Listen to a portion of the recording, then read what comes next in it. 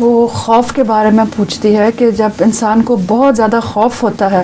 وقت کے ساتھ وہ خوف تو کم ہو جاتا ہے لیکن جسم کے اندر اثر رہ جاتا ہے اس خوف کا، اور انسان بہت بیمار ہو سکتا ہے، اور پھر سائیکالوجسٹ کے پاس جب جاتی بڑا لمبا پروسیس ہے ٹھیک ہونے کے لیے، تو وہ پوچھتی ہے کیا اس کے لیے کیا علاج کرنا چاہیے، اور ہومیوپیتھی میں ہے بھی کوئی علاج اس کے بارے میں؟ ہومیوپیتھک میں خوف کے علاج ہیں،